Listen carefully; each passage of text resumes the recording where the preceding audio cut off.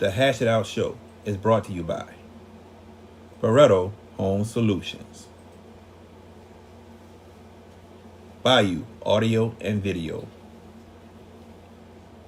Hot Works on the North Shore, JFK Martial Arts in Mandeville and Covington, Lil Dizzy's Cafe, The Green Law Firm, personal injury attorney, Kaylin Parker of Magnolia Wealth Strategies, Moe's Pizza, Lance's AC and Heating, CC's Children Blocks, The Pierre Family in Lafayette, Louisiana, Drums Earwear.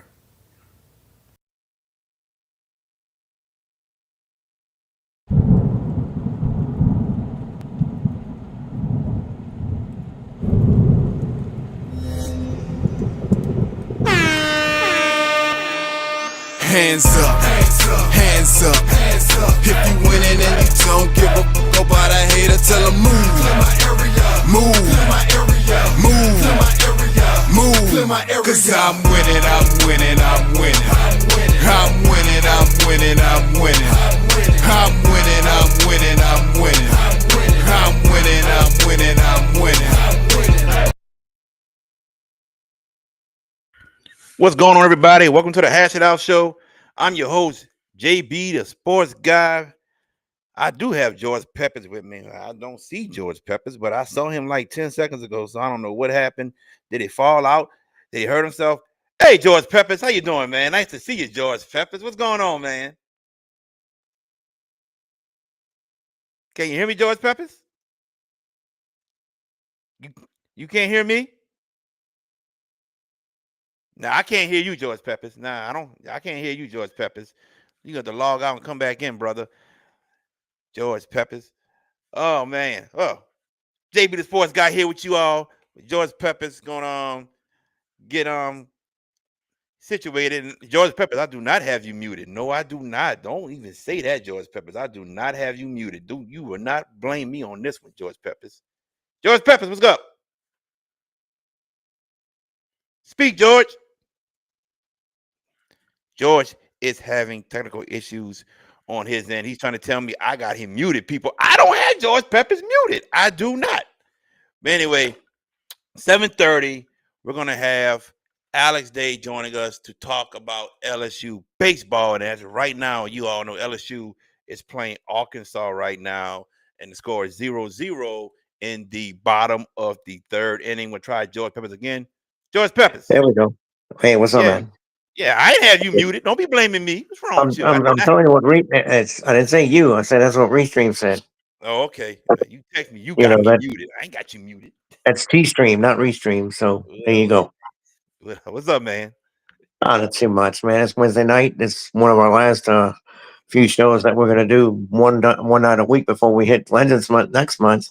That's Got a right. good one for you tonight, boys. And where's the savant at? Where's the expert? The all-knowing, all-seeing V King. He's coming. He's coming. He had to go coach some AAU basketball, but he is coming. VK would be here. Yeah, Charles Allen, the Lakers being sold for $10 billion. The Butts family no longer in charge. Well, they will no longer be in charge of the Lakers, man. And that's some big news. But before we even talk about some NBA, George Peppers, I want to talk about some high school football, George Peppers. I want to talk Let's about do it. that. You know, I want to talk about, who are some of your preseason favorites, George Peppers? Like throughout the state, some of your preseason favorites, teams you think got a great shot of getting to the dome, George Peppers. One of the teams we saw win last year at Nakar. How do you not make them one of the favorites, right? With Hollywood back there. I mean, Bryce Brown's got a loaded squad again. They're going to be a tough entity, not just in the Catholic League, but around the state. How do you not rule them in? A team that I think is going to be on the come up, not so much on the come up. I think they're already there. But last year they took some bumps and bruises because of a very debilitating injury. And that's Estrahan. Jackson Fields is now healthy. And I think Marcus Scott low key has got this team ready to roll, and they're going to be a problem. And at the state level this year. Now, mind you, Jackson Fields came back last year late, got to the semis, and Ruston finally exercised the demon. In that game.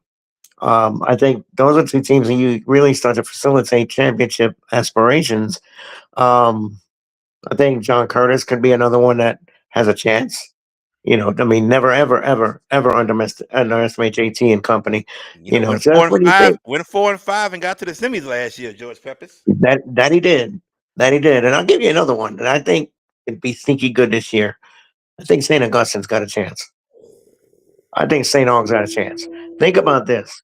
Remember the playoff game they played last year? Lost by a point to St. Thomas More on the road. It was a botched PAT that got them beat. Arguably, had they won that game, could they have won further? Maybe. But they were really playing good football down the stretch last year late. And, a bad PAT got them knocked out. So, and I don't want to sound biased. I mean, there are teams around the state that are going to be good. Calvary Baptist will be strong again. I think Union Parish has a chance to be good again. Paul Spatafore's team is going to be good. Uh, you know, um, teams like that. And what about Ruston? Here's the thing I'm going to tell you about the Ruston Bearcats. Yeah, they got absolutely humbled in the Superdome, arguably the most thorough butt whipping this side of Carr in the dome when Central smoked them last year. We saw that. Are they going to be back? I'm here to tell you they're not. I don't think they go back. I think they're gonna. I think they're a team that's gonna slide back this year. I think they're a team that's gonna be on the slip. But who takes their place? That's going to be an interesting storyline to curtail as we move into the season. It's mid June, and you guys are like, "Well, it's too early." Nah, it's never too early to hash it out. Still, I don't know where y'all coming with that. It's never too Um, early, man. Never too early. Charles Everybody that Allen, I gotta go ahead, answer go ahead. this. Charles Allen, you got the expert right here, me. And yet the other expert's not on yet. I mean, that man is. If anybody's going to listen to anybody, we got to listen to VK this year. I mean, the man who has the market on finishing third in picks, so and third out Oh, of three, by the way. oh man. Everybody watching, look, tell other people, share this. Let's get more people in here and keep the chat rolling, everybody. Check this out. Of course, you got to say Edna Carr. Of course, you got to say it. But I think we're going to see more running early with Edna Carr. Then I say about week 3, I think the passing game gonna come together because you lost Tyron Francis, you lost Dejon Smith, you lost Oliver Miller, so you got to replace all those guys. And but I think by week 3, they're gonna be slinging for real, for real. John Johnson to me is the He's that best dude. in the state by classification because he's a senior. I think he Hmm. somebody try to get in an argument with me um last week about why we picked home run Arkansas 1-0. Why we picked John Johnson. I was like, man, cuz Cali League, better defenses. He put up over 3,300 yards passing. He rushed for 900. What you talking about? Like, it should have been the guy from Airline. Yeah, Ben Taylor was great. He was great. But to me, with competition, the better competition Carr faced, and you saw it with John Johnson. But Edna Carr for sure I think for sure they'll be back one of the top teams. Look, Central. I think Central, right next to Edna Carr, has the best chance to repeat as state champions. I really, really do. To be honest with you, they got a couple key transfers. One from Alabama that transferred to Central, who was verbally committed to go to Auburn, but he has since decommitted. I cannot think of his name, but Central to me is going to be loaded. Now, Destrehan, I think Destrehan has a shot to get to the state championship also. Because I was talking to somebody and they don't think Destrehan has the defense to get there. But I'm like, Huh. let's look down the line in non-select who can beat Destrehan. And I don't mean no disrespect to nobody, but I don't think the Shreveport area could beat Destrehan. The Lafayette area, Acadiana is in select. So if Karen Crow can show me something, maybe Karen Crow, maybe Southside. That's about it. The Baton Rouge area is in non-select. It's central. I don't think nobody else. We go to Monroe area, maybe Rustin, maybe Neville. I'll I'll stay there. West Monroe, question mark. New coach, we'll see. So I don't think there's many teams that can be Destrehan. You know, their district, Terrebonne, maybe we'll see. Hornville, maybe we'll see. But I don't think there's many teams that can be Destrehan. So I can see Destrehan getting there. St. Aug to me gonna be this most improved team, George Peppers. I really think so. St. Augustine, loaded with talent, and Coach Valdez has done a magnificent job. I can see St. Augustine making a run this year. I'm not counting out St. Thomas More second year in Division One. I am not. Cole Bergeron's back at quarterback. STM, always a good team. They got to the quarters, lost to Edna Carr. So that's my teams in Division One, both of them. Division Two, man, the non-select, that's wide open. You got about good 10, 11 teams that can make it from Cecilia to Franklinton to Plaquemine to Lakeshore. And I'm sure there's more I can name. Division two select, of course, the Shaw, and you got the ED White, and you're gonna have Madison Prep coming back. And there's so many teams though, but the main ones that we just named, I think, got a great shot. George Peppers. I pass it There's back to you. another team in Division Two Select I think is going to take steps forward this year. I think they had a little bit of a transitional year last year. New quarterback. Now he's seasoned. He's got another. He's got a year under his belt. Evangel Peyton Houston. If he's that If dude, I'm gonna say this, if Evangel, and we said the same thing about Airline. If Airline had a defense last year, Airline would be in the dome, right? We said this. right? Like we said the past 2 years. The same for Hmm. Evangel. If Evangel can get a defense and have more depth, I think I can confidently say Evangel could be there. But they don't have the depth, and they need to have a better defense this season. Go ahead, George.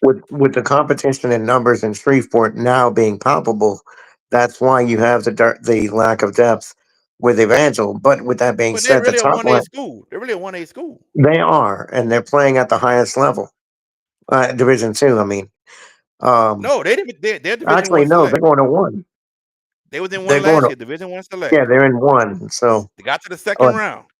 but Division Two select. You mentioned Ed White. I think they're the favorites because Okay. remember, a veteran Leighton Shaw team was scratching and clawing for 48 minutes to win that game last year in the dome. It was Yep. not a pushover. Ed Nope. White gets through everything but the kitchen sink, and I don't know. Maybe I saw the kitchen sink come out the locker room in the third quarter for Ed White, but that was a great effort by Kyle Vacine's team, and they're going to be there. They're going to be in that mix. I agree. Lutcher's another one. In non-select. And non-select, in select or No, non-select. Lunches in non-select. Yeah, non-select. I mean, they're one. I mean, they're another team that could look at North DeSoto. Mm-hmm. I mean, North DeSoto with the quarterback that's been starting as an eighth grader. His name escapes me at this moment. Luke Delafield. Luke Luke Delafield. Delafield, that's him. I mean, if they could get some kind of a defense, because they could score, Yeah. they could put points on the board. If they could get some semblance of a defensive unit and really come with it, and look, I was a little partial to the Bunky Panthers last year out of Division Three, but I think with the graduation of some very important pieces, they're still going to be good, but they're not going to be semifinal good like they were last year. Remember, they got knocked off in the semis last year to one Calvary. Who was it? But they got knocked off in the semifinals last year. They're not gonna be that team this year. I mean, look, it's a lot of fun to talk about and a kick on.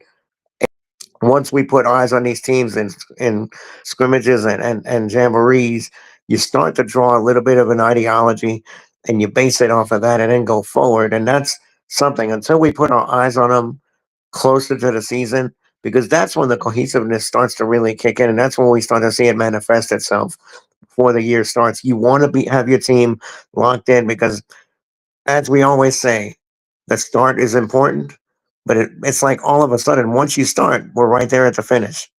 So it's important. It's incumbent on these teams to get out fast. And there's other programs that we're going to look at.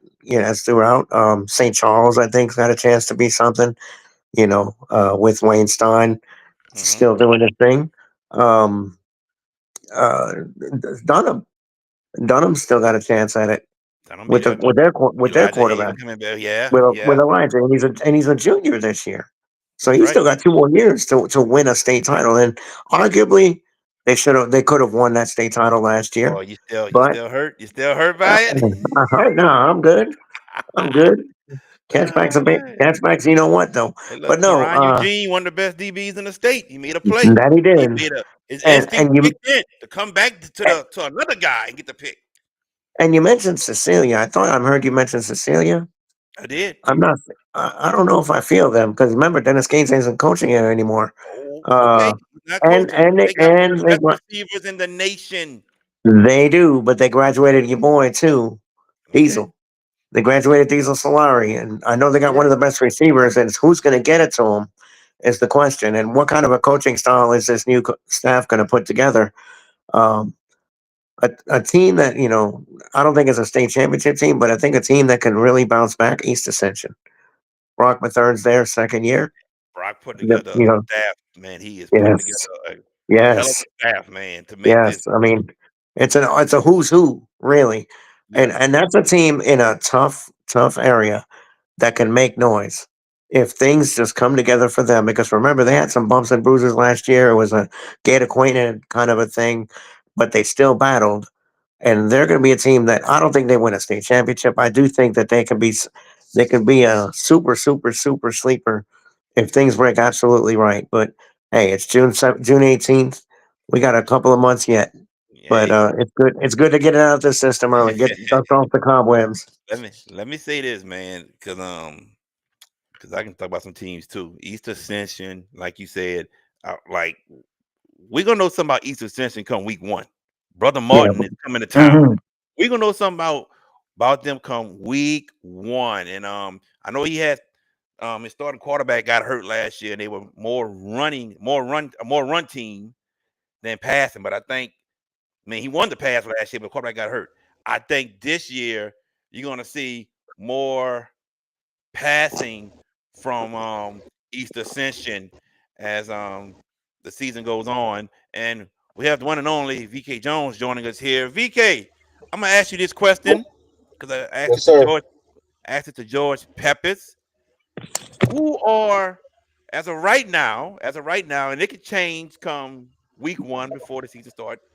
But right now, just from the spring ball and all that, who would you say are some of the top teams in the state? Looking at spring ball, looking at what we've seen so far, um, I seen a lot of good, especially from Destrehan. A lot of good from Edna Carr. So I think both of those two teams are really, really good. They're going to be right at the top of the fold. Carr could have a chance to maybe repeat. We'll see what happens. And of a maybe more of a stack division than anything else. I was very, very impressed also with St. James. St. James is returning a lot of people. So I think the Wildcats are going to do, I think they're going to do a lot of damage. And what's going to help them a lot is their tough schedule. Their tough schedule is really going to help them during the season. So that's a team that's going to continue. They're going to be battle tested, not just going into district, but also in the playoffs.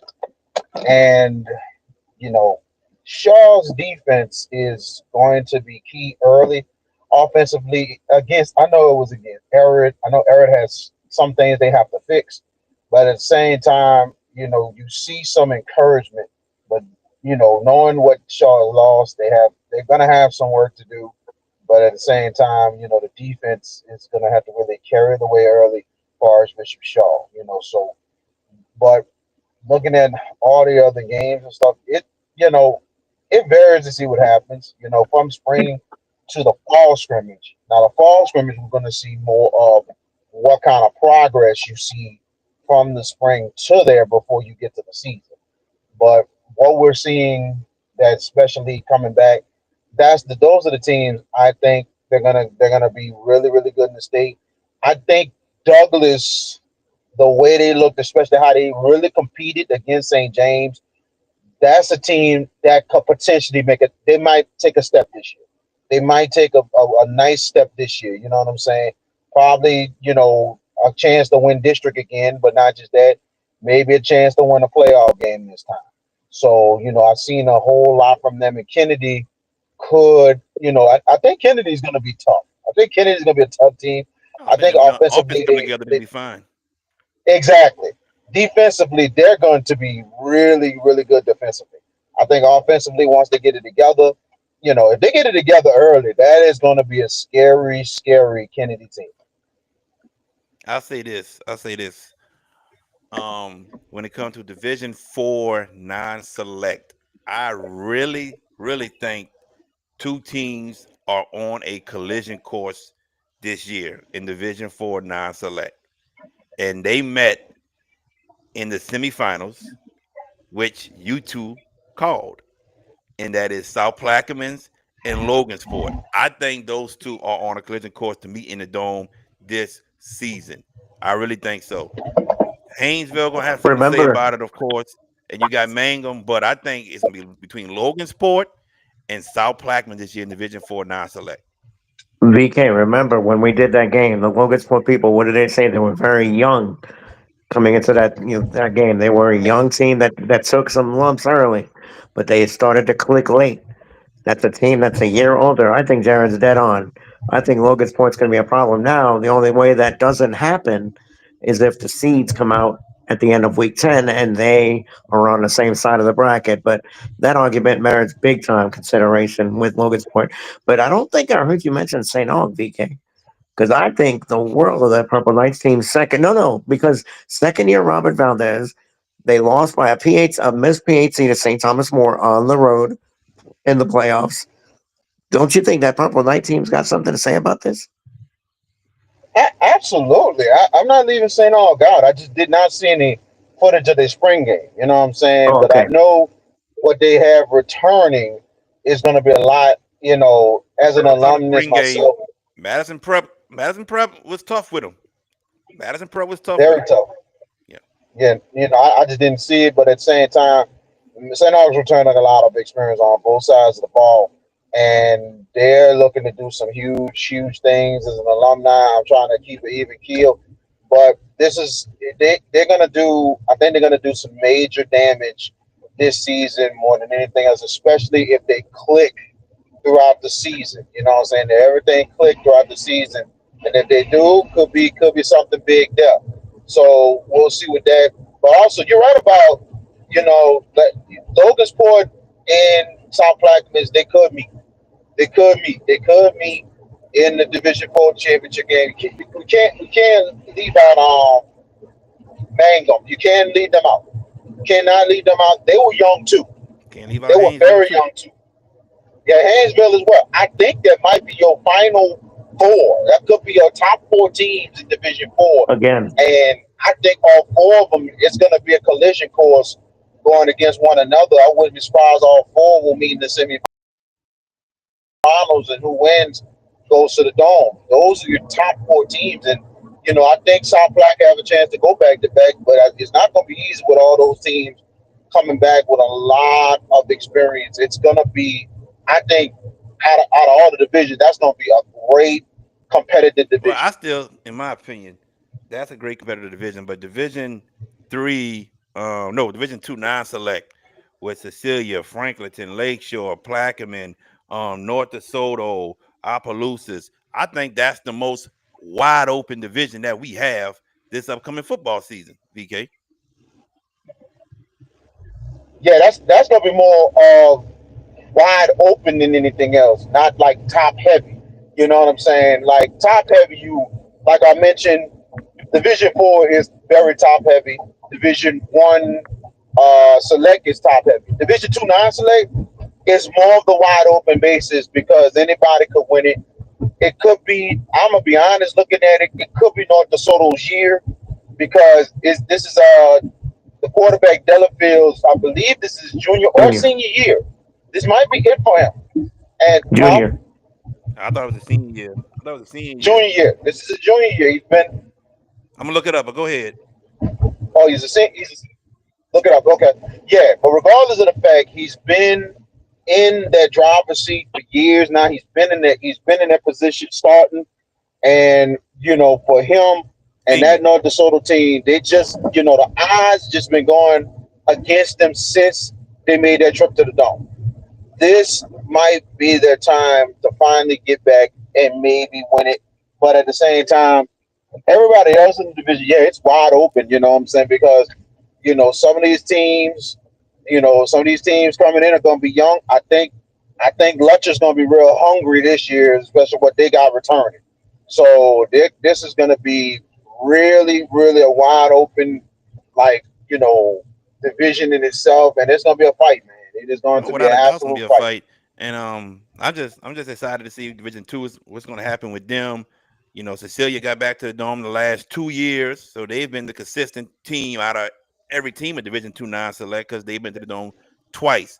Um, Lutch has been there, North DeSoto's been there, Opelousas been there. So, and Plaquemine was close.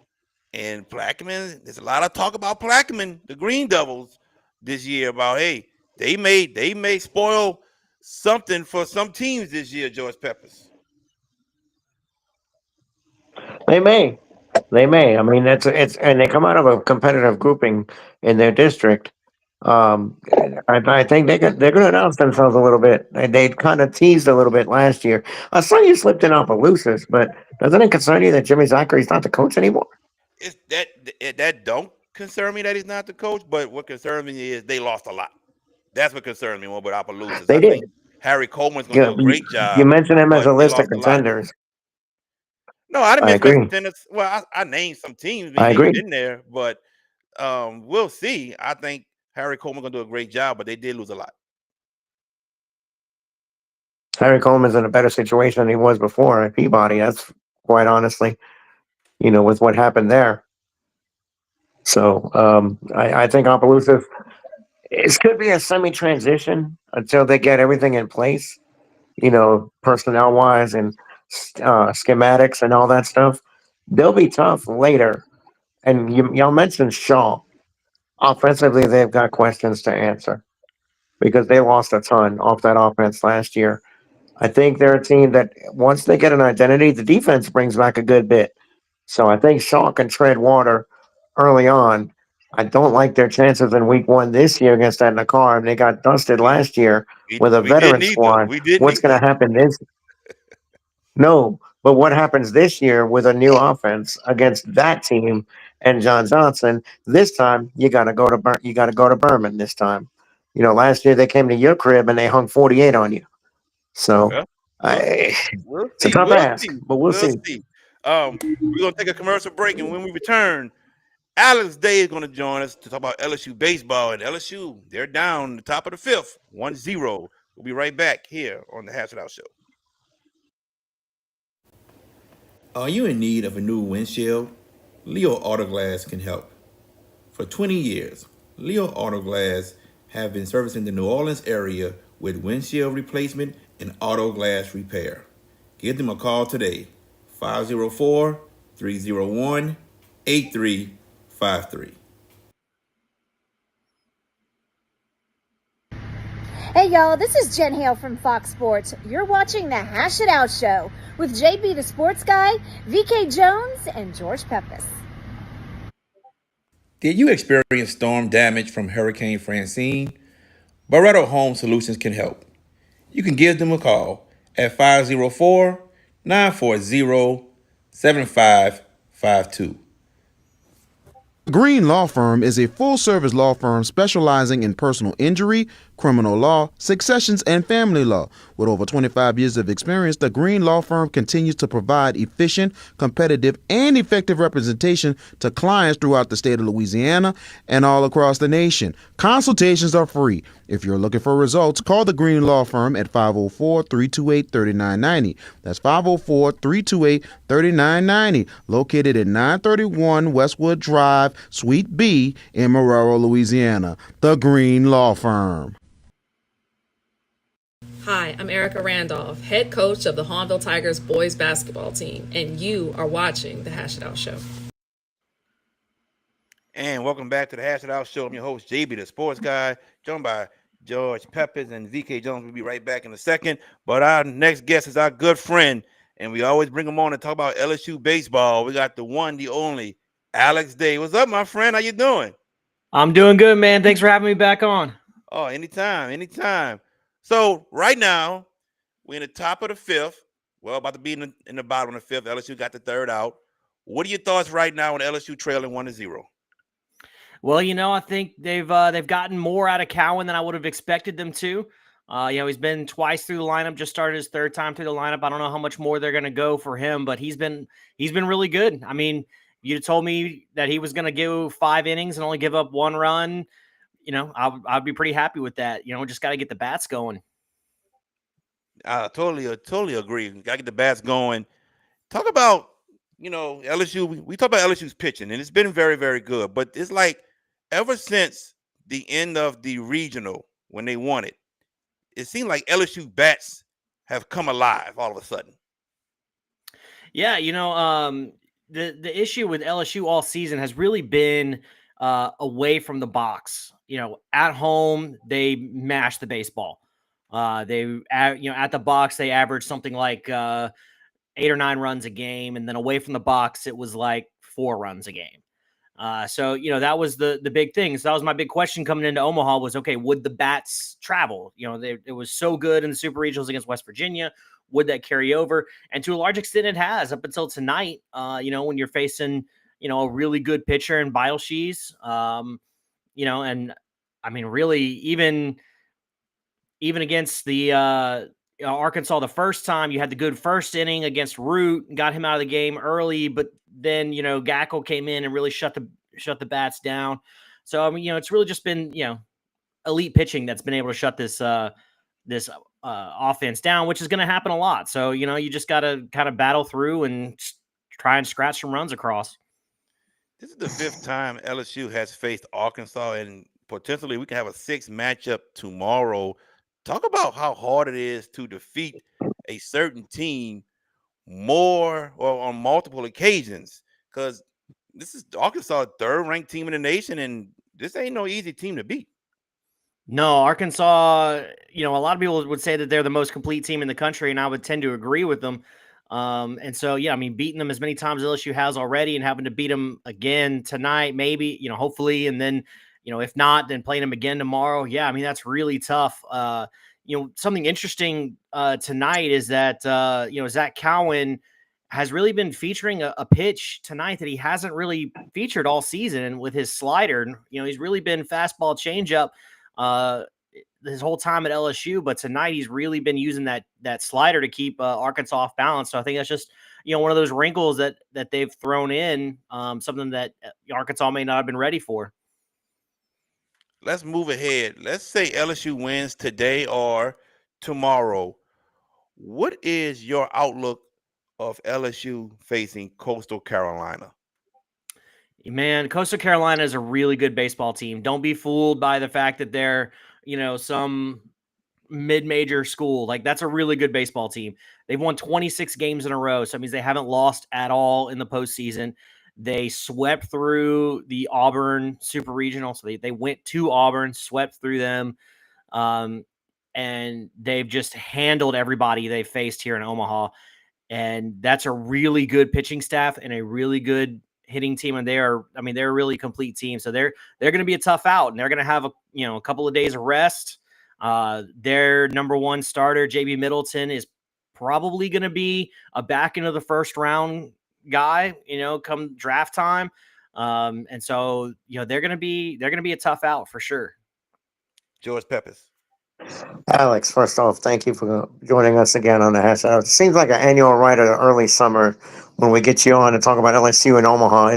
Let's do this again every year. That's cool. But we talk about tonight. Let me hypothesize, and let's say LSU loses tonight. I would imagine in a go home game, Cade's going to throw tomorrow night. 4 days rest. Yeah, I would imagine it would be Cade. Do something similar to what Paul Skeens did. Back in 23.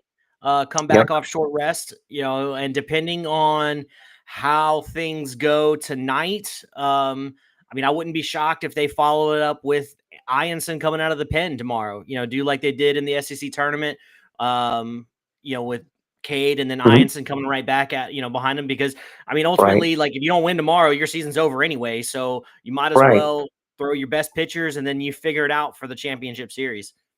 Well, you have a few days from tomorrow to the championship because remember, the best of 3 starts Monday. So you got a few days to figure it out. Well, the So best of 3 it's not starts really. Saturday. You get Yeah. Oh, it's Friday Saturday off, this and then time? I thought it was Monday, Tuesday, Wednesday again. it's Saturday, Sunday, Monday. We sure? Yep. Yeah. Oh, wait. Okay, well, I stand corrected then. I stand corrected if that's the case. But that being said, um, let's talk about the tournament as a whole.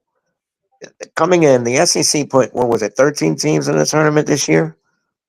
And a Yep. lot of them, 9 of them went out in regional play. 9. Was it a byproduct of the SEC beating each other up during the regular season? Do you think that some of these teams were left a little haggard?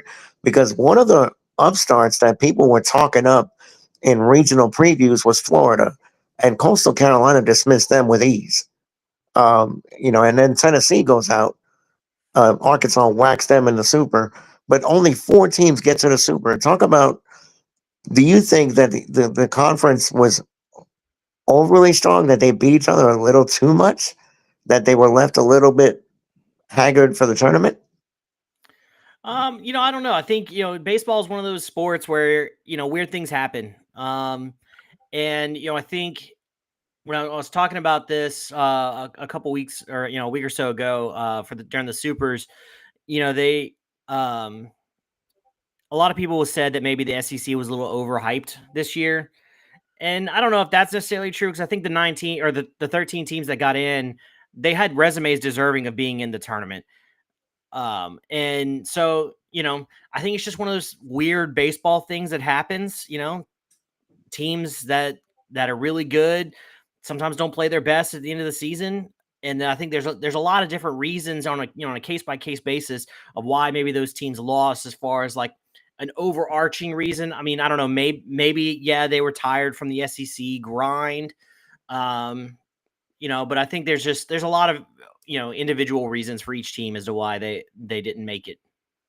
I wonder what kind of ratings we're going to get for a championship now that Coastal Carolina's half the equation is them. 26 wins in a row, as you mentioned. I wonder how much national ratings we're going to get. If, let's say, LSU or Arkansas gets there, one of those two, I think this is going to be a well played final. Whoever gets there, hopefully it's LSU. For the boot and all that stuff.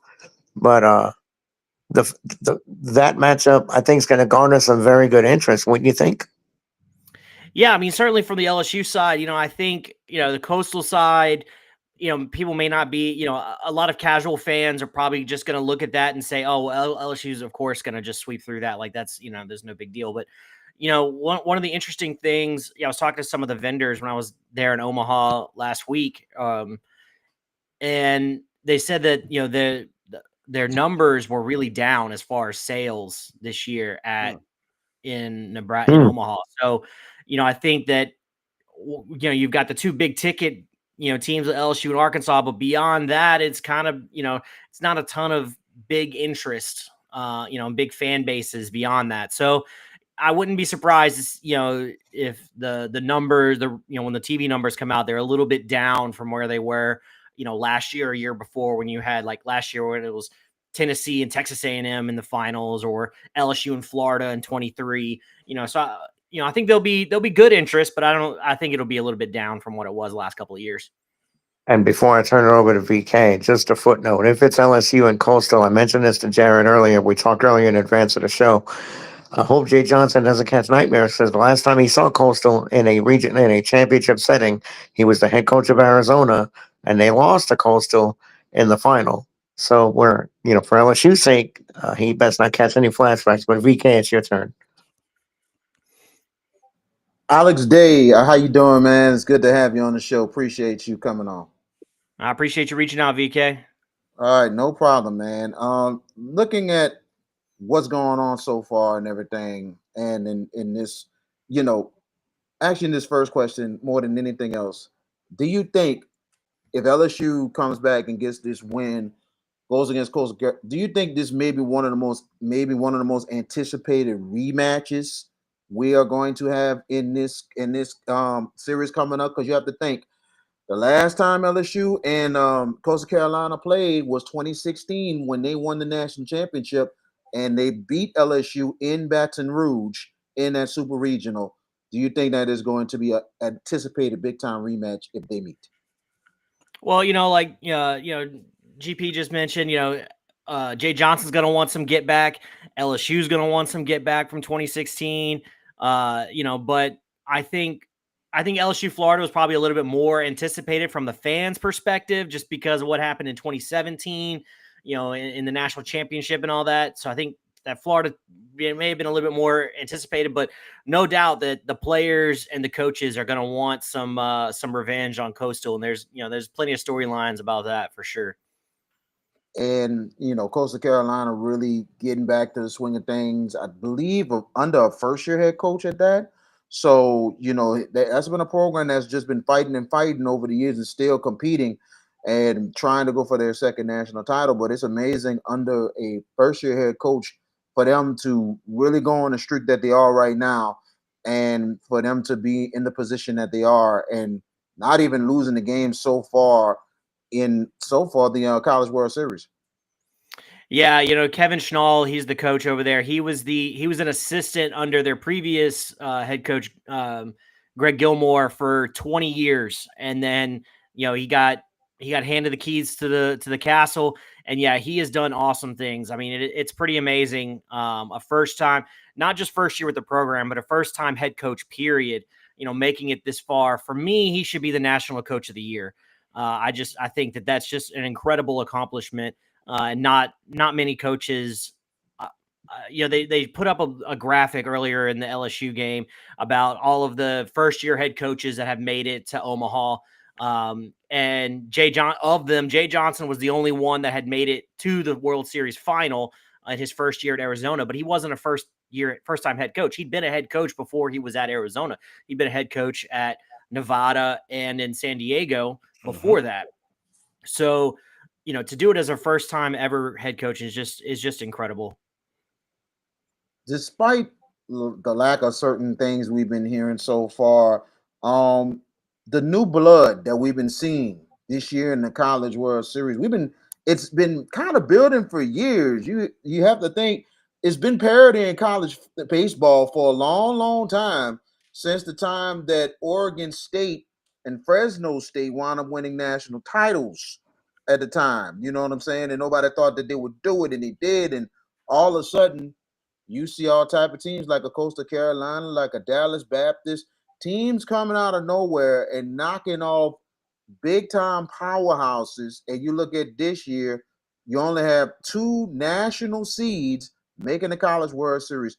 Do you think the competitiveness, the excitement kind of went down, or do you like kind of the new blood that is kind of built into this year's College World Series? I think it makes it really interesting. Last year, it was 4 SEC, 4 ACC teams. That was the Omaha field. And then the whole narrative last year was, the mid-majors making a statement in Omaha is done. Like, that's not going to happen. And then the next year, and then this year we got Murray State, a 4 seed, making it to Omaha. We got Coastal Carolina back in the championship series. So, that's kind of funny how, those narratives just get blown out of the water the next year. But I think overall, I think it's a good thing for the sport, for those mid-majors and everything to have that success. And I think what you're seeing is those mid-majors having older players. So the teams that are loaded with a ton of fifth-year seniors or, fourth-year seniors, guys that have been playing college baseball for years, that are older, that maybe transferred in, from maybe they came down from from an LSU or some other major program, and then came to a Coastal Carolina. That seems to be kind of the winning formula for a mid-major to make it. I think the one outlier, the kind of the weirdest team in the field for me as far as how the roster was constructed, was UCLA. UCLA had like barely any transfers. I think they had 3 transfers on their whole roster, and their whole starting lineup, except for one, was a sophomore.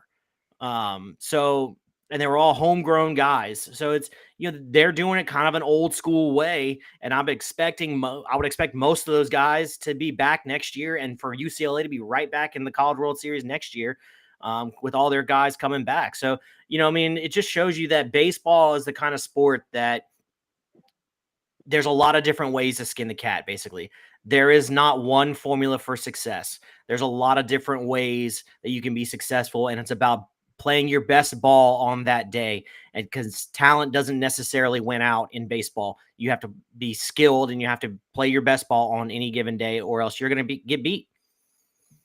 Do you think a trend like this will continue more than anything else?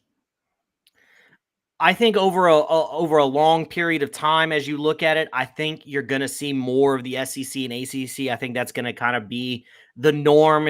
Is more of those big name schools, the big talent schools are going to be kind of the ones that you're going to see. But you're still going to have years like this that come up where you're going to have a lot of underdogs making it and making noise and stuff, because that's just baseball. So, but over the course of a long time, those things kind of all average out.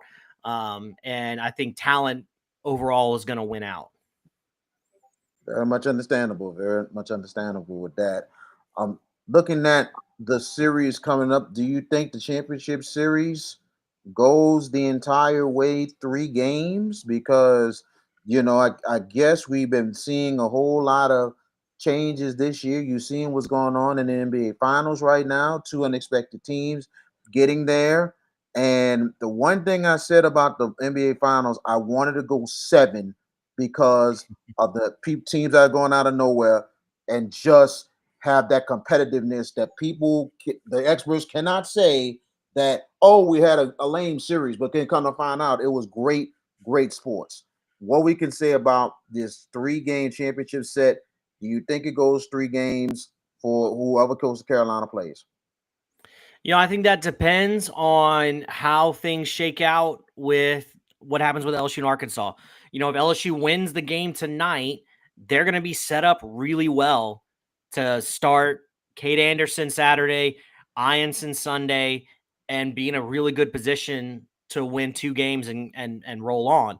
But if they have to really tax their pitching staff, they lose the game tonight, then they end up having to throw Cade and Anthony tomorrow.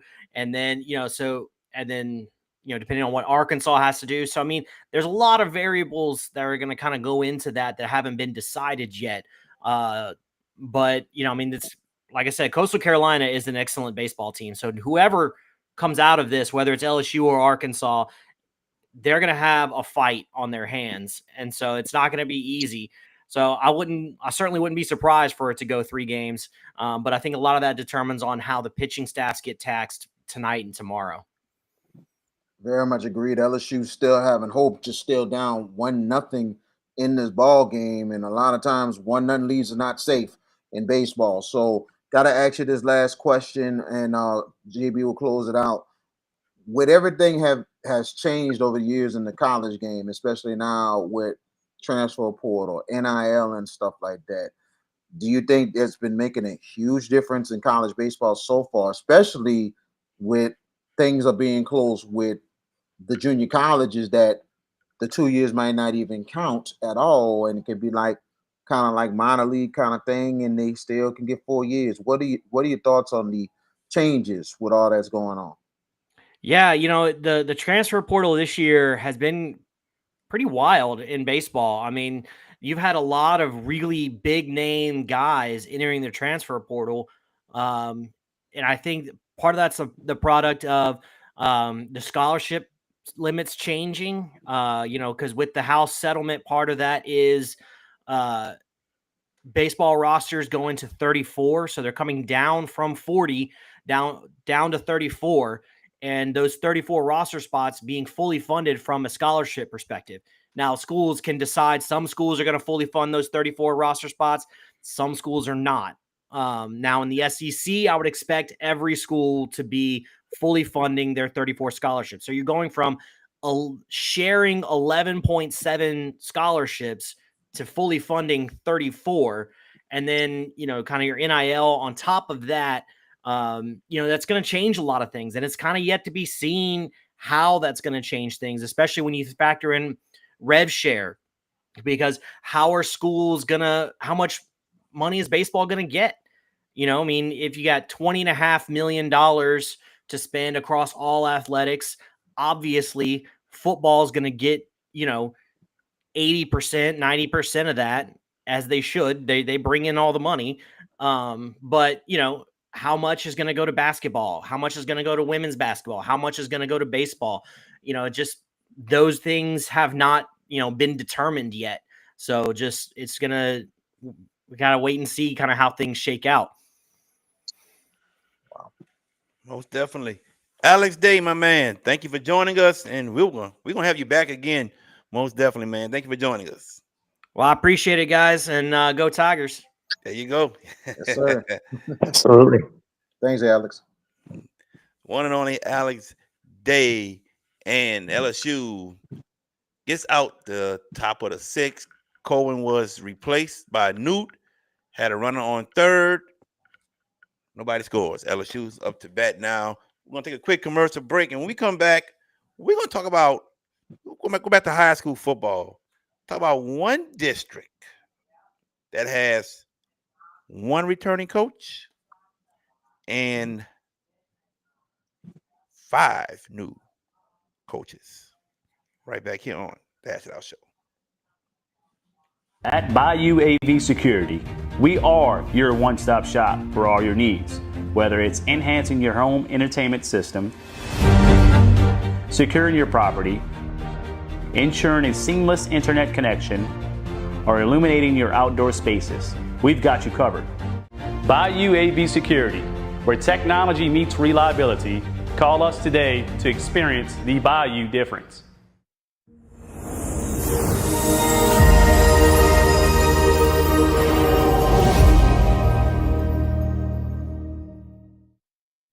JFK Martial Arts offers a wide variety of martial arts programs for kids, teens, and adults as they empower lives through martial arts. Please give them a call at 985-266-0664, and don't forget to ask about their 1-week free special. I'm Coach Ramirez L-Page, the head football coach at John F. Kennedy High School, and you watching the Hash It Out Show. And welcome back to the Hash It Out Show. JB the Sports Guy, joined by VK Jones and George Peppers. All right, guys, check this out. I got to get the district right because I don't want to say the wrong district. It's either District 10-5A or 9-5A. It's right here in the area, guys. Just give me a second. Because this district has 5 new coaches. Okay, District 10-5A. So, East Jefferson won the district last year, and that is a base hit for LSU, and that is Fry, I believe, and he has a double. So, LSU has a double, no outs. All right, East Jefferson has a new head coach. I can't think of the name. Brian Glover is now at Estruma. East Jefferson won the district, new head coach. Riverdale have a new coach in Mark Longo. Bonneville got a new coach. I think his name is DeAnthony something. I don't want to get the name wrong. John Ehret, new head coach, and Willie Brooks. Higgins has a new head coach. Andre Anthony. See, I was gonna say DeAndre, but Andre Anthony. Good.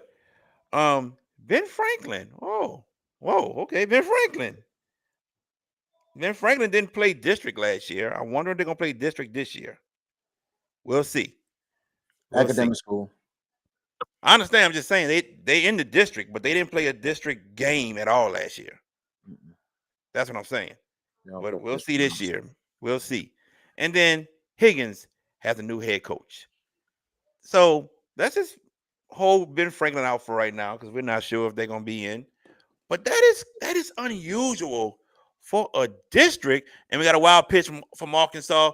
Fry goes to third. That is unusual for a district to have that much turnover in coaches, guys. It's unusual. So you think about it, the teams I just named, they're all got new coaches. The veteran coach is Marcel Andry at West Jeff, y'all. He's the veteran coach right now and is going into his second year. You don't see that a lot in district. Yeah, you might have a coach fired, maybe two. Maybe coach steps down, goes somewhere else, which happened here a lot. Okay. But man, that's crazy, George Peppers, man, to have that many coaches either fired or stepping down to go somewhere else in one district. That is crazy. It is. The turnover is absolutely insane. But with that said, you look at each situation in a different light of how those changes and how many of them were necessary. You could make the argument that John Eric one was uh, when Willie took the job. East Jeff. You mentioned Coach Glover went left to go to his oh goodness, Struma. Estruma. He went to Estruma. Yeah. Bonneville felt like they needed to make a change. They were competitive early, but they slid back late in the season. Riverdale, I mean, leave that alone. There are thoughts on that. Who am I missing? Help me out here. Higgins Higgins. has a new head coach, but Higgins, Wait. the, Coach, the, wait, hold on. Let's pause. Wasn't Coach Powell the coach last year? Emmanuel Yes, Powell. yes, he He, he was. he's still there, right? Yeah, so he's still there, isn't he? I think he still is there. Oh, him and Okay, Andrew. so if Him and that's the Andrew. case, Okay, then there's there we go. two veteran Two. coaches. There we Higgins go. Two. and the programs that are the most woebegone offensively for the last year. West Jeff and Higgins had couple of the worst offenses in play last year. But that being said, the turnover in and of itself in a district of that high profile is absolute lunacy. It's the So first time now, an East Bank school won the district in many, many, and many, many years, right, VK? no doubt, Hmm. You're right. Keep going, George. no doubt, I Yeah. was going to add to that. But now, look at the coaches that have taken over. Andre Anthony at Bonneville. Some hype being said about him and what he can do. I Yep. don't know. I don't know much about Coach Longo at Riverdale. I don't know much about East Jeff. I do know Willie Brooks. I mean, we all do, and I feel like he's going to do incredible things at Everett. I just feel like that. Let him coach. And his situation at Everett, I made this debate with him last year. And I'll share the story. We talked, and I say, if you're the one, just the presentation is that you have at Everett what you didn't have in your other stops, resources. You didn't have it at West Jefferson. Look, the argument about West Jeff, what do we always say about them? But a lot of people make the argument about administrations over there, and that could be that's a hurdle. At least that's what's been said. But with that being said, Willie Brooks has the best chance to succeed of the first year coaches. And this is not the John Everett alumnus talking. This is being objective. Everett has the resources, has the talent pool to get back. I didn't see the spring game. You guys did against Shaw. So I don't know. I mean, I'll get my first chance to see them before we hit the regular season.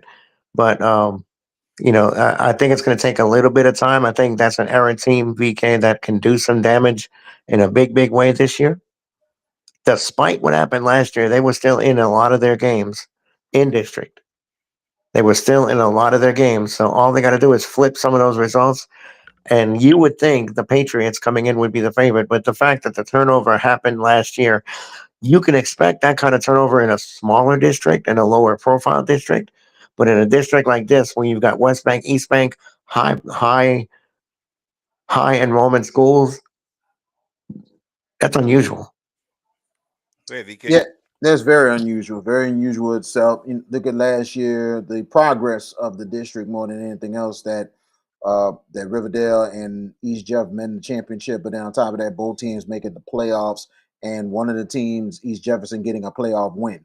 So it was a lot of progress, but from one year to the other, replacing all these coaches, it's going to be a lot with this district for them to try to top what they did last year. It's going to be really, really tough. I think Willie Brooks has a good chance to be successful early, but it's going to take a lot of work. That non-district is going to be a big test for John Era to see where they are.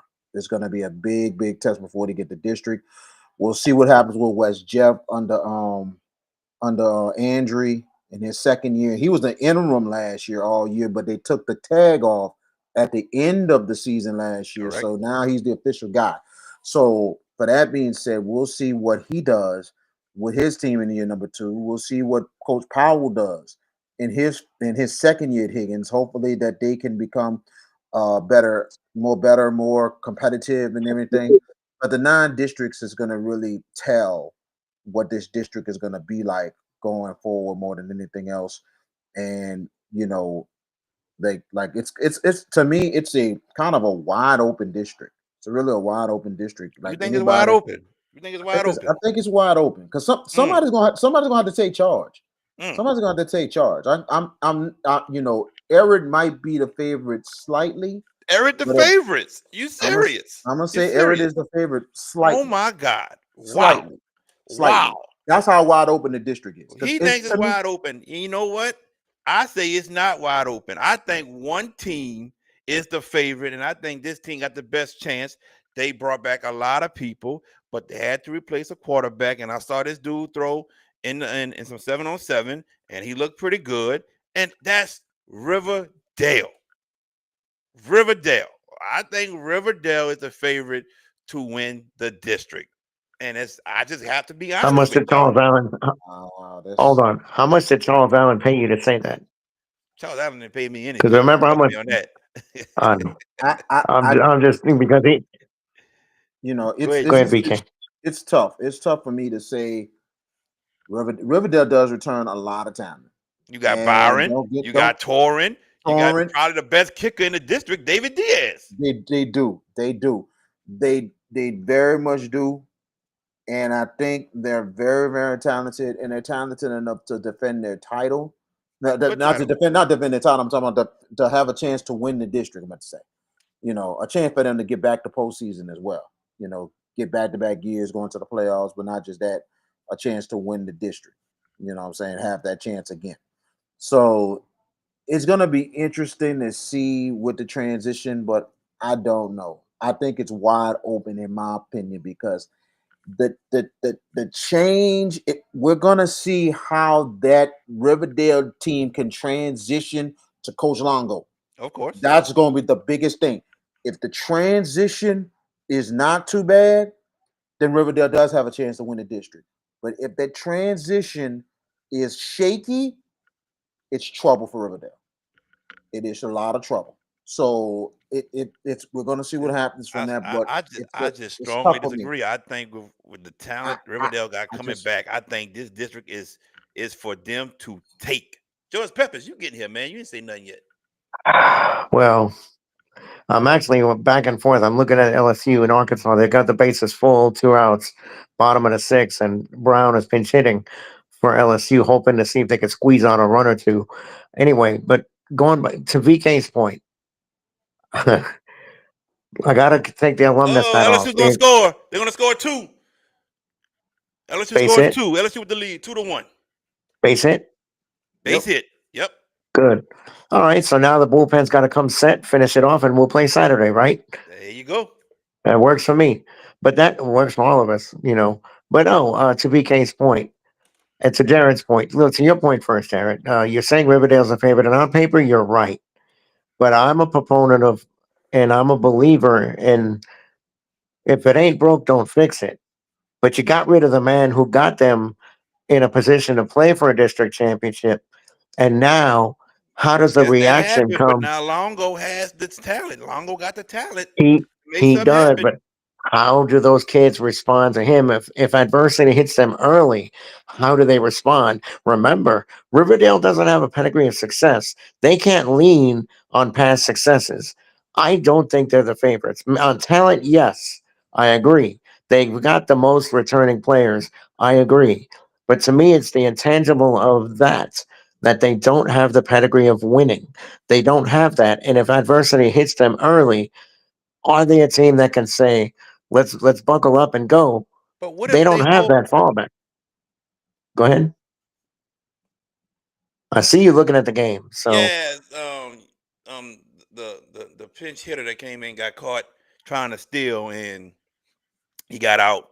on running back So the to 2 first. runs count though, right?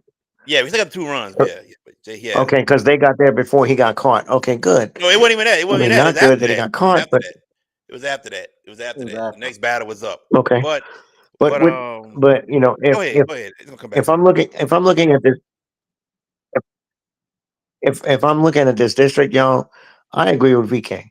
I think it's John Ehret because the base talent that they have, and now they have Willie Brooks as the head coach. Mm-hmm. There's a lot of arguments that could be made of the stability they'll have there now. Reggie did a good job there, but never elevated that program. You know, it was a program that would win in the regular season, but it was a program that also got pasted in the playoffs. You know, at John Ehret, look, and I'm not going to put Wasn't all Reggie's pedestals, fault, bro. but It wasn't all how Reggie's many fault. Ehret teams do you know? No, it's not. And I never said it was, but sometimes a coach has to have that elevation ability to get his team to play better, play big in big spots. And Aaron didn't show up in big spots in the playoffs. Remember, the year Ponchatoula got to the Dome, one of their wins in the playoffs was a 50-0 skull dragging of Aaron. And Aaron doesn't get beat by 50 points by a lot of teams. So that is a little bit of a semi indictment. With that being said, I think when you look at this field, I'm with VK. I think John Ehret, if they could figure things out at the quarterback position and I defensively, I I think think Silas they're the rule team. is fine. I think the O line got to protect Silas. If the O line can give Silas time to throw, I think they're fine. I can agree I with that. agree. And why can't Ehret win the district? You know, that's the thing. You mentioned Riverdale, and I'm going to beat this drum till the cows come home. I'm not a believer in teams that change coaches after having the success that they had last year. And again, kids are kids. Let's remember that kids are kids. What happened to the coaching staff from last year, whether you agree or disagree with it, we have our opinions, but we've never expressed them. Um, what happened happened. Now you got Coach Longo there, who has got to soothe those feelings. I just think there's too much. Even with the base of talent they got, Riverdale doesn't have the pedigree. And if you're asking me to take this race now, I'm I would on take that John because Ehret you're to win the saying they district. don't have the pedigree. But what if those kids and Coach Longo look at the success they had and they realize how close they were, and they say, "Hey, we were right there. We were less than a minute away from tying this game up, That or winning this game." I don't remember the score, but they were driving, and then the strip sack, yes. scoop score happened. But Mhm. we were right there, and we win that game against East Jeff Week 9. We're district champions. What if Coach Longo and that team, they're saying, "Hey, we tasted success. We came close to district. We went to the playoffs. We got to use that motivation to drive forward and achieve this goal." What if they are able to do that, George?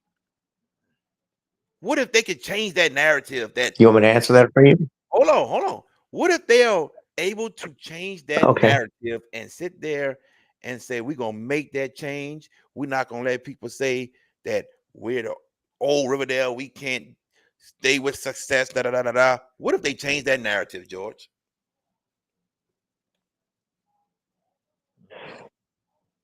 Before I answer that, flashback. Aaron and Riverdale played last year. Yeah, We did that game last year. yeah. And correct me if I'm wrong. Correct me if I'm wrong. That game was Eric's for the taking, and they lost it in overtime. Correct?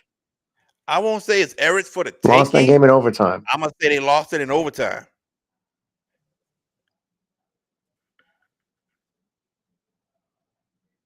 Go ahead, George. Okay. Oh wait, no. I was looking at the comment. I was just reading the comments as I'm listening to you. Um, all I'm saying is the argument was there that Eric was a stone's throw away from winning that game last year. So the argument you make is valid. I'm just steadfast. I mean, what if? You know, we could what if until the cows come home, prop their feet up, get the remote, get a drink and a snack, and watch TV. That's how far we could do the what ifs. I I just, would. But at the end of the day, VK, I'm not a believer. I'm like this. I will be shocked if that happens. I will be shocked I won't be. because I'm gonna be shocked because you know why? We've seen this movie before with Riverdale with their past coaches that's been successful.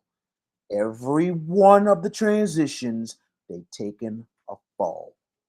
Every one. Coach Foster took a fall. I'm, huh? Coach Foster took a fall. No, I'm talking about the program. Every winning, you can name. I can go back to Stuart Bott, who left them to a playoff win, and he left. Riverdale fell. I can go back to Bonifans, who won a lot, and then Riverdale took a fall again. I Walker, go back to Willie Brooks, and Kyle they took a Walker. fall again. Now Walker was the rare exception because you went from Walker to Wallace Foster, and that's been the only time you ever see Riverdale made a transition. Will the transition continue this time with Longo? I don't know, but I'm like this. I will be shocked if they win the district. I will be shocked And I'm gonna tell you because this. of this transition. I'm gonna It tell you depends. this. They win district this year. I'm not gonna be shocked. I'm not. I think they're the favorite, and I think they have a good chance at winning the district this year with everybody that's coming back. I really do. I They are very really do. talented. Don't get me wrong; they're very, very Yeah, talented. they're very talented. I'm not disagreeing with you at all about their talent. My thing is the transition. That's my biggest concern. Okay. Because, like I said, we seen two transitions in Riverdale. It was a rarity it happened. But can it keep going? I don't know. That's gonna be a big question mark to me. If they win district, it'll be shocking to me because as I'm like, wow, they rallied, they got themselves together, and that's a feat that has never happened at Riverdale. And for them to do that, that's a big shock after what that school and what they have went through. But we'll see what the transition does because I think it's a wide open district. Man, football need to hurry up and get here, people. It need to hurry up and get here. Oh man, oh man. Well, ladies and gentlemen, that is going to do it for our show tonight. George Peppers, do you have any last words? Go Tigers for one. They're ahead 2-1 in the top of the seventh. So those of you that are just tuning in, they lead. Now it's up to the Pen to finish this off. So go LSU, That's all right. and we'll see about the champion. Huh? Go ahead, go What's ahead, go that? ahead, go ahead, go ahead, George. Oh, you good? And then, of course, we got Game 6 of the finals tomorrow night. Get to see a potential Willis Reed Part 2 situation play out. Tyrese Halliburton has a strained calf. He said he's going to try to play. It's a tough injury, though. A calf strain. That's a tough injury to go. And against a physical defense like Oklahoma City, um, I think it's a tough ask, but we'll see. And congratulations to the Florida Panthers for repeating as Stanley Cup champions last night. Thorough beatdown of the Edmonton Oilers 5-1 last night. Edmonton get a goalie and you'll win the cup next year. I don't think it's going to happen, but we'll see. And of course, you talk about football getting here. Where were you for the last 12 weeks, Jared? The United Football League was in the TV sets. I'm just, throwing it out there, dog. I mean, the DC Defenders won the championship last week against Michigan. Well, So you missed that. But, well, well, it means you're not watching, sir. But all kidding aside, great show tonight. We'll be back at it next. We'll be back with you guys next week. We'll have a guest lined up at some point. It'll be the last show of June. And then we'll go to the double, back to the daily double in July because it's Legends Month. And Jared and you were talking earlier, VK too. We got some very, very, very interesting names. And I brought up a few for Jared earlier that I don't know if he mentioned a UVK, but I brought up a few earlier that he's going to take a look at. Some pretty big names and pretty important people that grace the Louisiana high school landscape. And gentlemen, great show again tonight. We'll do this again next week. Looking forward to it. Y'all have a blessed night. And of course, a safe weekend, everybody. definitely. Devin Stibe, they got somebody that can kick some extra points. There you go. VK. Oh man, good show tonight, man. We like to thank Alex Day. We appreciate him coming on and everything else, taking the time out to join us tonight. I'm sorry, JB. I'm sorry about that. Oh, But it's. Oh, you were looking at TV. Okay, I thought Yeah, you you was good. Nah, yeah, you didn't do that. Go ahead. Go okay. ahead. But we appreciate him. But man, Shout out to the Florida Panthers. I mean, that is historic. That is a historic win for that franchise. I mean, the sixth team in 50 years to win back-to-back Stanley Cups, and a player that scores 4 goals in the clincher. I mean, that is history in itself. You thought hockey is more of a Canadian game. It's starting to be more an American game, but they do mix in the Canadians a little bit with those teams. But regardless of the fact, how about that South Florida winning 2 world titles? That is great. Shout out going to hopefully this College World Series. I think is going to go 3 games. We're going to see what happens in the championship series. Hopefully LSU holds on. And the Indiana Pacers, get it done tomorrow, baby. Get it done. We want to get that game 7, man. Get it done. You want it so Get bad. it done. He does. I listen. I love change, and I want the change to keep going so these experts can shut up. I just love it. Namely me, You Jared. know, but I appreciate y'all. Continue to support the show. All the can I say this, Jared, about sponsorships right quick if you don't mind? Sponsors, we need you. Hash It Out Show Game of the Week is coming up. We got some affordable packages for you, starting off at $150. We got 5 packages. We need your help. Please support the Hash It Out Show Game of the Week. We need your help this year. But at the same time, we need sponsors to do what we got to do. We're doing football and basketball. Our goal is 2 games a week on both hoops and football side. So we need y'all help. So, hey, step up. We need sponsors, We're trying to bring y'all as much coverage as we can this year. But so we're asking you all, if you want to be a sponsor, willing to be a sponsor, please be a sponsor. Inbox us. Inbox us, man. Your business is going to be promoted throughout the show like we do and throughout the games also. So we just asking for sponsors. But in that case, that is it for the show tonight. We see y'all next Wednesday for Alex Day. Thank you to Alex Day, for VK Jones and George Peppers. I am JB the Sports Guy. Thank you for tuning in. Y'all take care. Feeling drained from the constant noise in your daily life? Immerse yourself in pure audio bliss with drums. Experience a world of crystal clear sound, free from distractions. Discover the ultimate relaxation and escape into an oasis of serenity. Grab yours today. drumsworld.com. If you're looking for the best pizza in Metro New Orleans, then you're in the right place. Moe's Pizza has a great selection of Italian food that can satisfy your appetite, and they can also cater to your needs in any event. Give them a call at 504-341-9650 or log on to www.moespizzanola.com, located at 1112 Avenue H in West Wego, Louisiana. Moe's Pizza, Italians do it better.